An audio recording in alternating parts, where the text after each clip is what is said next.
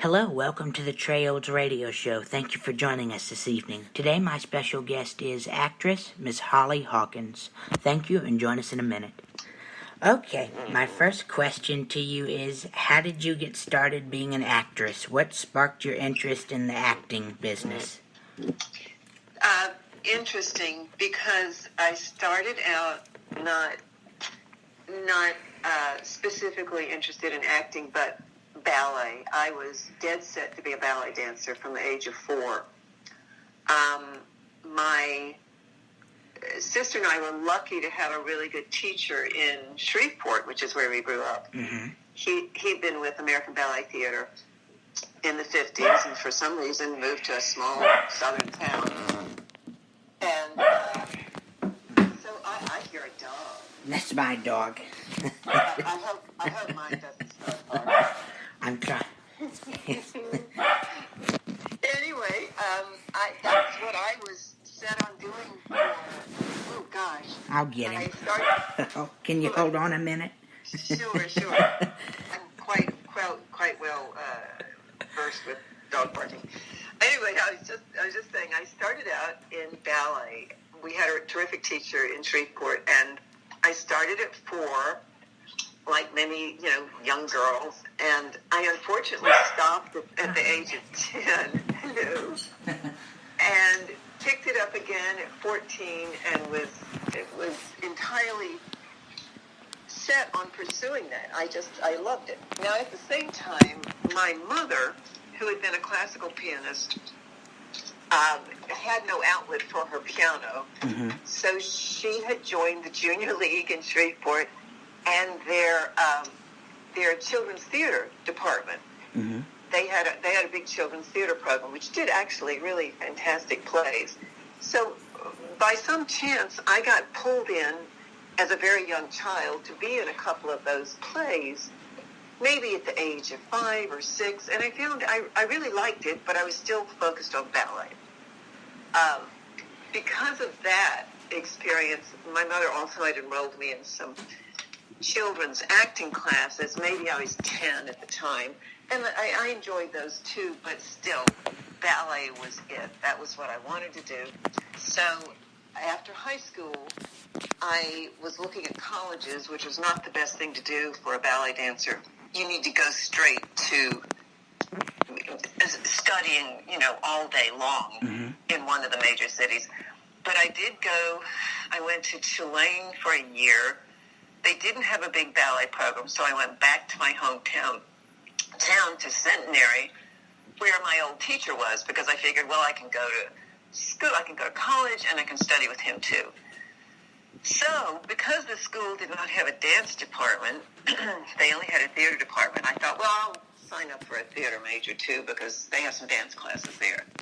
So, lo and behold, for some reason, I start getting cast in leading roles in the theater department.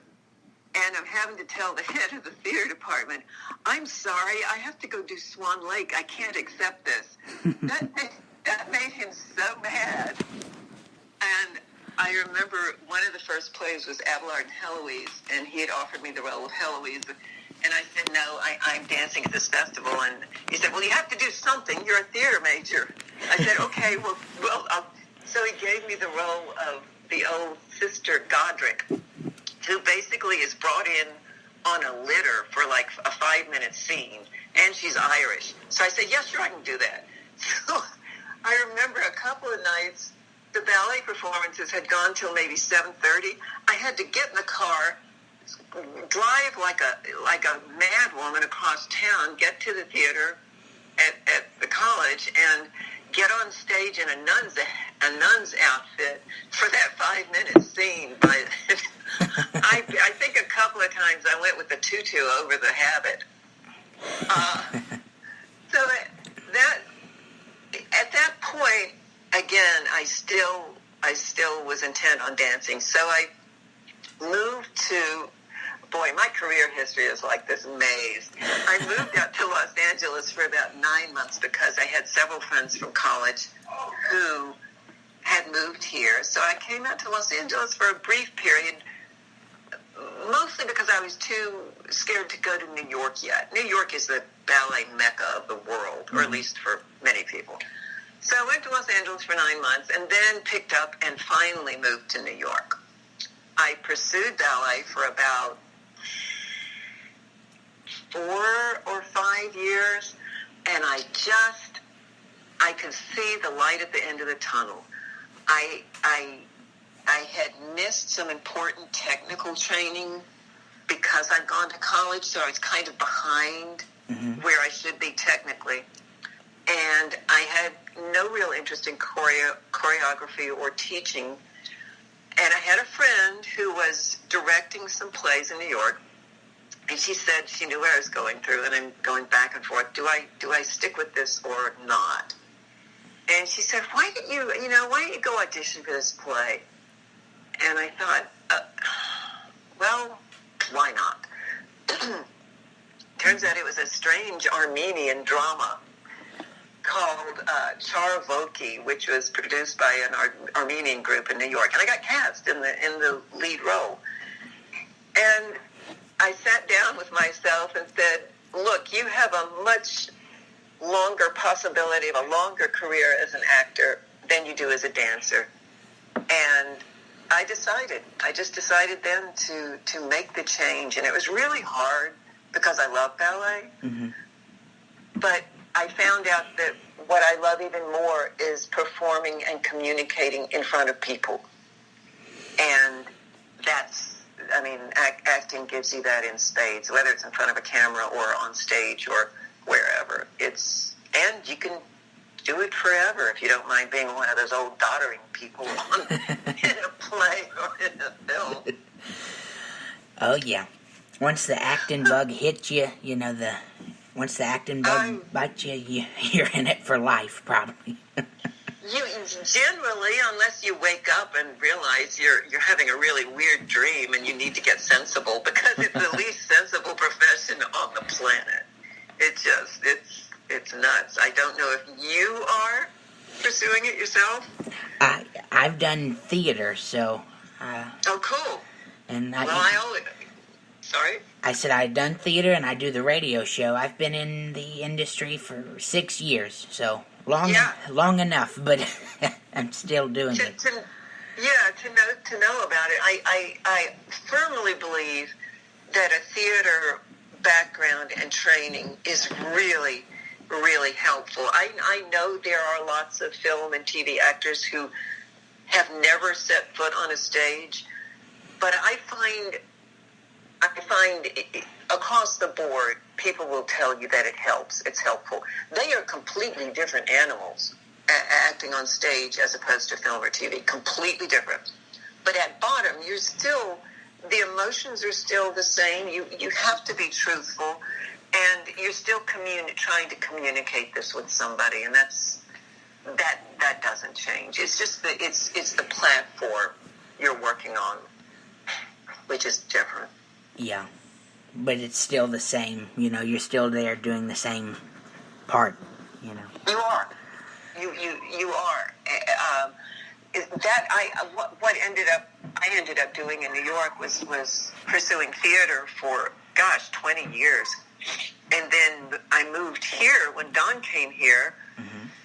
My husband, he was coming. He's a voiceover actor, as you know, mm-hmm. and he wanted to see what the Los Angeles market was like for him. And in the back of my mind, I had always wondered how I would fare in front of a camera. So when he said he was coming, I said, well, I'm coming too. This is before we were married. And came out here, what was it, about 12 years for me, I guess. And it's been quite a learning experience, getting used to being in front of a camera. And I'll tell you, one of the things that's really helped me the most, I found a workshop here that lets you just get up and work in front of a camera every week. You can bring your own scenes, or you'll get assigned a scene. You might get assigned a partner.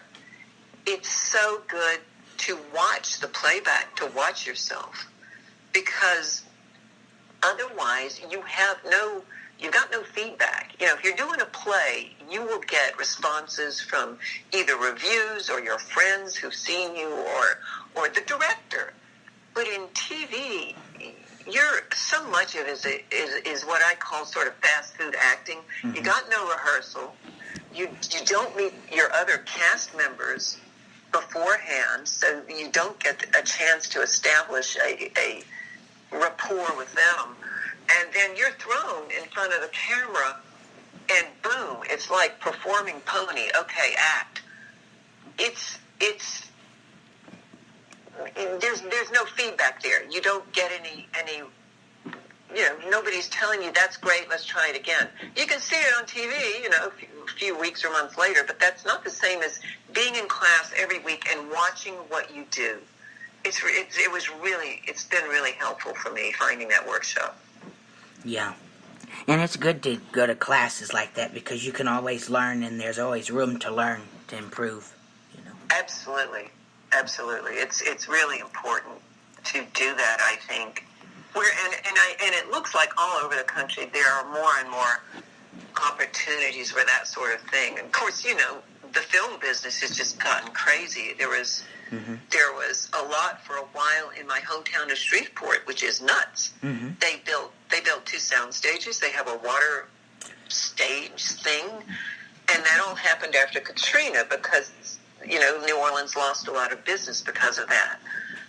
Now I understand there's more business going back to New Orleans, and they're filming in your state. They're filming a ton in Georgia and North Carolina. It's all over, and a lot of it some of it is left Los Angeles, and we're sitting here wondering where's the work, and it's because it's there in Canada.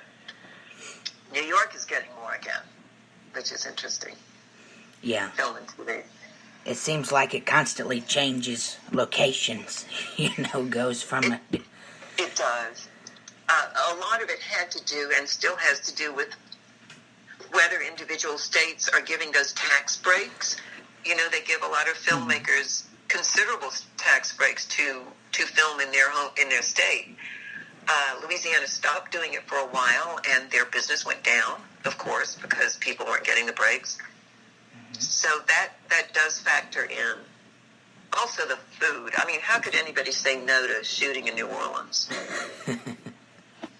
It's the best place to eat in the United States, I think.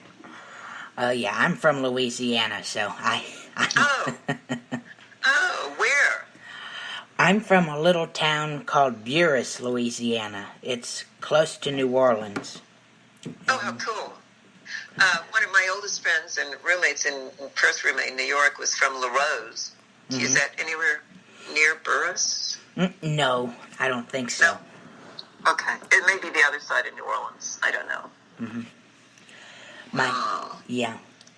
My next question to you is, what is the most challenging part for you being an actress? What do you find is the most difficult part in being an actress? That would probably be the one thing that we as actresses can do nothing about, and that's the fact that there are not as many roles for women in plays, in TV, in film. And if you're a young person, a young woman thinking about going into acting, you need to come to grips with that. There are more playwrights, I think, these days that are writing plays that are more equally balanced. Mm-hmm. But you look at a cast list on a film, in a play. Certainly, I mean, look at Shakespeare, and back then women couldn't even be on the stage till like 1660. So we don't have the opportunities, as many opportunities as a male actor. That is a challenging thing that you can't do anything about. You just have to sort of come to terms with it, however you do that. The other thing, of course, is the ageism, which is rampant, not just in entertainment, but everywhere. Again, particularly if you're an actress over 40, and yes, I am, it's the parts diminish, and the parts parts become very stereotyped. Many of the older women roles are, the nice, friendly mom that bakes brownies, or the crazy woman who has to be locked up. There's not a lot of stuff in between.